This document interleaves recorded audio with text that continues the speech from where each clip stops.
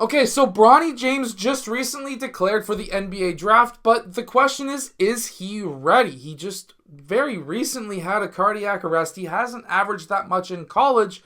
Is he ready? Well, let's get down and let's check out some of the things that he does on the court to say that if he is ready or not ready. So let's get down and let's check this out. If you're a basketball player, this is definitely going to be a video that helps you become a better player.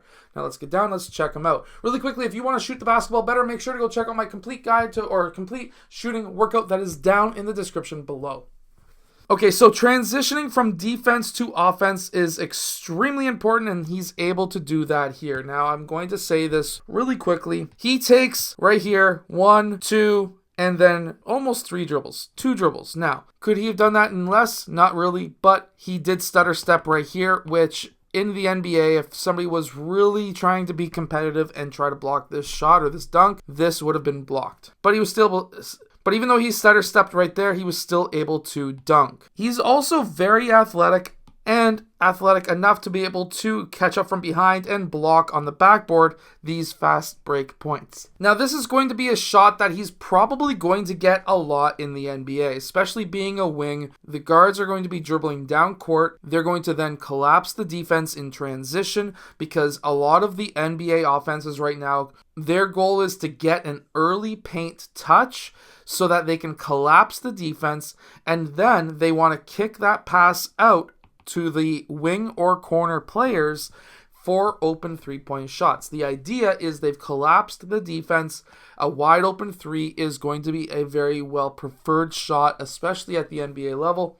They're trying to have fast offense, and that's exactly what we see right here. Wide open three, and then he's able to bang that shot. If you really want to be an effective player at the college or pro level, you need to be able to sprint down, pull the shot. This is a drill that you need to be able to do, and you need to be able to hit at a very high percentage. Start at half court, sprint down, pull the three. Sprint back to the wing, pull the three. This is a drill that everyone needs to do and do a lot. As we can see here, this is the exact same play. You sprint down court and then you pull for your shot. You're stutter stepping here, trying to get your feet right. As soon as you get it, you pull and then you're able to bang that shot. Being able to sprint a full court, even a half court, and then pulling for your shot is extremely important, and this is going to be a shot that gets taken a lot in the NBA. Now in this clip right here, he's playing off ball. This is something that you need to be able to do and attack the basket off ball. He cuts, the pass is then sent to him because he was cutting off ball, and then he's able to receive that pass. He's without a dribble, goes straight up, makes contact with that defender. You always want to try and make contact first with that defender if you can. You are going to be at the advantage. If the defender hits you first, you are going to be at a massive disadvantage. So for him to be able to withstand contact, create contact first, and then still finish with that and one, while this may not be an NBA-sized player, he's going to be able to withstand and make that contact. And then being able to make reads like this, where he uses that screen, does a skip pass over to the corner for that open three. Being able to have the court vision and awareness to be able to make passes like that is going to be very beneficial at the NBA level. Now, I'm going to tell you right now, if your goal is to make D1 university or NBA level, these corner threes are the most important thing that you can learn how to take. If you can't make this, you are probably not going to be making the college level or NBA level.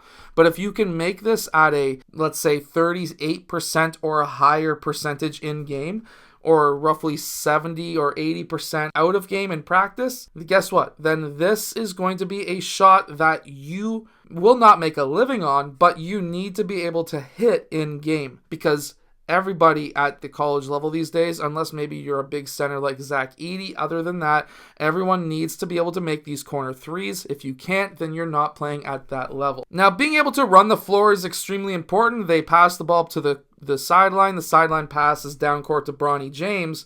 And then once Bronny James gets that ball, he's able to attack that rim. One dribble, and then he goes off of 2 feet. This is extremely important. being able to go off of 2 feet to be balanced. He makes a little bit of contact, but he's trying to go around the defender in this time, and then he's going to be able, he makes that shot. Now, will he be able to do that in the NBA level? No. Players are going to be more in control on the defensive side. They're going to be going more straight up. This is going to be a much harder shot. So, will this be an option in the NBA? Not necessarily, but he can still do it if he becomes maybe just a bit quicker. Now, of course, if Bronny gets drafted or plays with LeBron, this is obviously not LeBron, but if he is fast enough to go up sideline, LeBron is coming down in the middle, who is the defense going to be covering? The defense is going to be 100% covering LeBron.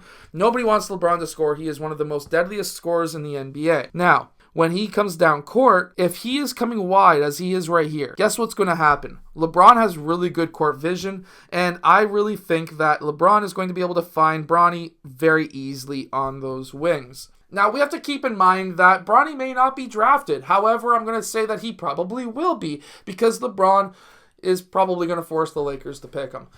Or some team will pick Bronny in hopes of getting LeBron to come play for them.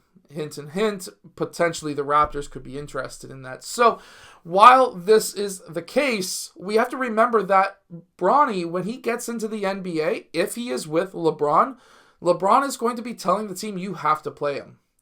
You have to sign him. You have to do this, you have to do that. Now, I am assuming this, I'm not saying that he is saying this, but we can see this when it comes to Giannis Antetokounmpo and his brother playing in the NBA. There's a lot of people who disagree with that happening. This is going to happen. I can almost guarantee it, whether he goes and switches colleges next year or gets drafted in the NBA. Who knows what happens in the future, but when we talk about him playing with LeBron, LeBron is one of the greatest passers of all time. Bronny James is not an average scorer. He is a above average scorer with above average defense, and because of that, he's going to find himself easily able to handle the NBA. His first few years, if he is with his dad, is going to be absolutely insane. His scoring is going to be probably one of the better rookies in the NBA, just merely because his dad is going to be able to find him and defenses collapse on LeBron. So because of that, I think Bronny is going to have at least a good couple of year career.